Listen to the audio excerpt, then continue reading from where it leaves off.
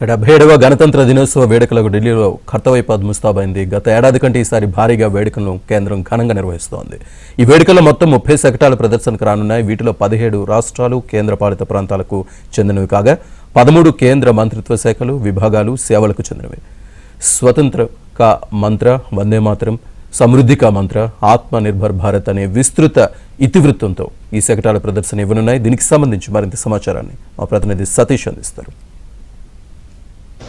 77వ గణతంత్ర దినోత్సవ వేడుకలకు కర్తవ్యపథ్ ముస్తాబైంది. రాష్ట్రపతి భవన్ నుంచి ఇండియా గేట్ వరకు కూడా కర్తవ్యపథ్ దారి పొడవునా కూడా మువ్వెన్నెల పతాకాలు కూడా పెద్ద ఎత్తున జెండాలు రెపరెపలాడుతున్నాయని చెప్పాల్సి ఉంటుంది. భారీ ఏర్పాట్లను ఈసారి కేంద్ర ప్రభుత్వం చేసింది. ఒకటి కాదు రెండు కాదు, ఏకంగా 10,000 మంది పోలీసులతో నిత్యం ఇండియా గేట్ పరిసర ప్రాంతాల్లో పహారా కాస్తున్న పరిస్థితి నెలకొంది. ఇక మువ్వెన్నెల జెండాలతో అలంకరించి అత్యంత ఘనంగా ఈ వేడుకలు నిర్వహించబోతున్నారని చెప్పాల్సి ఉంటుంది. ప్రస్తుతం మనం కర్తవ్యపథ్ వద్ద ఉన్నాం. కర్తవ్యపథ్ వద్ద ఇక ఎల్లుండికి ఇప్పటికే ఏర్పాట్లన్నింటినీ కూడా పూర్తి చేశారు. గణతంత్ర దినోత్సవాన్ని అట్టహాసంగా కూడా ఈసారి నిర్వహించబోతున్నారు. పూర్తిగా విజువల్స్ చూడొచ్చు.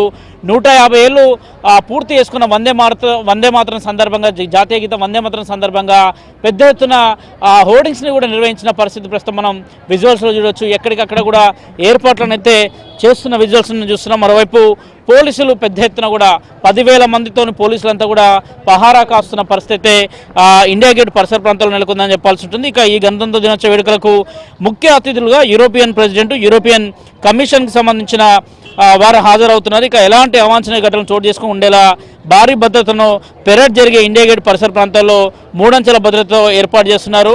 10,000 మంది పోలీసులు నిత్యం పహారా కాస్తున్న పరిస్థితి నెలకొంది. ఇక ఇప్పటికే నేరస్తులను గుర్తించేందుకు సీసీ కెమెరాలతో పాటు ఆర్టిఫిషియల్కి సంబంధించిన ముఖ్యంగా ఫేస్ రికగ్నేషన్కి సంబంధించిన కెమెరాలను సైతం కూడా పోలీసులు అమర్చుతున్న పరిస్థితి నెలకొంది. ఇక తాజాగా ఢిల్లీ పోలీసులు ఏ టెక్నాలజీతో కూడిన కళ్లద్దాలను సైతం కూడా వినియోగిస్తున్నారు. ఆ కళ్లద్దాలతో ఎక్కడెక్కడైతే నేరస్తులు గతంలో వారికి నేర చరిత్ర ఉందో, అదేవిధంగా వివిధ కార్యక్రమంలో పాల్గొన్న వారు కావచ్చు, ముఖ్యంగా సంఘ విద్రోహ శక్తులు ఎవరైతే ఉంటారో వారిని గుర్తించే విధంగా కూడా సీసీ కెమెరాలను ఏర్పాటు చేయడంతో పాటు ముఖ్యంగా వారి యొక్క కళ్లద్దాలకు సంబంధించిన అంశంలో కూడా కళ్లద్దాలు ఎప్పటికప్పుడు కూడా డేటాని పూర్తిగా రికవరీ చేయడం, తిరిగి దాన్ని ఒక డేటాను పోలీస్ హెడ్ క్వార్టర్స్కి పంపించడం లాంటి కొన్ని ఏర్పాట్లను కూడా చేస్తున్నారు. ఏ టెక్నాలజీని పెద్ద ఎత్తున వినియోగిస్తున్నారు. ఢిల్లీలో చూడొచ్చు, దాదాపు పహల్గామ్ ఘటన తర్వాత కావచ్చు, అదేవిధంగా ఎర్రకోట వద్ద ఇటీవల కారు బ్లాస్ట్ తర్వాత కూడా ఢిల్లీలో ఎక్కడ చూసినా పోలీసుల బందోబస్తు పెరిగింది. అలాంటి అవాంఛనీయమైన ఘటన చోటు చేసుకునేందుకు కూడా గణతంత్ర దినోత్సవ వేడుకలను